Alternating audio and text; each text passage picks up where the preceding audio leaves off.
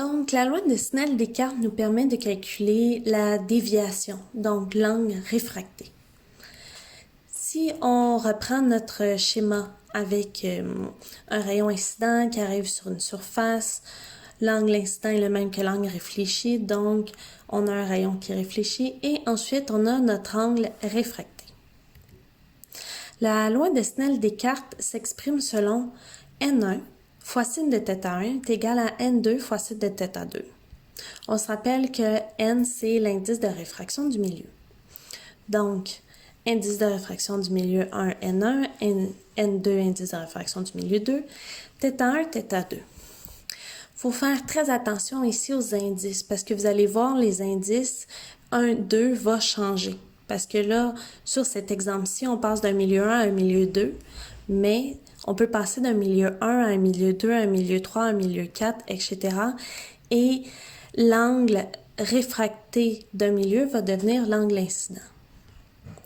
Là, si vous ne m'avez pas totalement suivi, on va faire un exemple ici. Donc, on a trois milieux, N1, N2, N3. Vous avez un rayon qui arrive avec un angle de 37 degrés avec la surface. Les données qu'on a, on connaît l'indice de réfraction du milieu 1. On ne connaît pas θ1 encore. On va être obligé de faire 90 moins l'angle qu'on connaît afin de trouver θ1, qui est égal à 53 degrés. N2, je le connais. Et qu'est-ce que je cherche? C'est N4. Donc, dans le fond, c'est l'angle qui va arriver dans le milieu 3. Vous allez voir N4, pourquoi plus tard.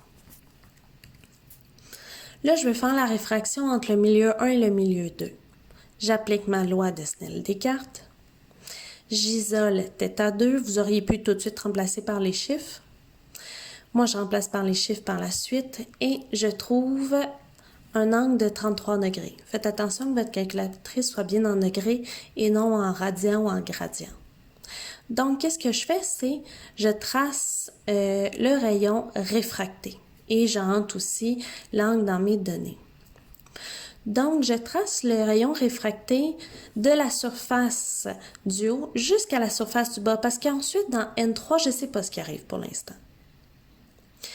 Ensuite, je retrace une onde normale, donc normale 2. Et là, comment je fais pour calculer le 33 degrés pour θ3? C'est que ce sont des angles alternes internes.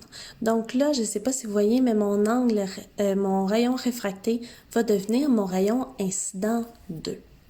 Et là, je refais exactement la même chose. J'applique la loi de Snell-Descartes. Vous voyez là, c'est plus N1 sin de θ1 est égal à N2 sin θ2. J'ai changé les indices et les indices doivent absolument suivre votre schéma.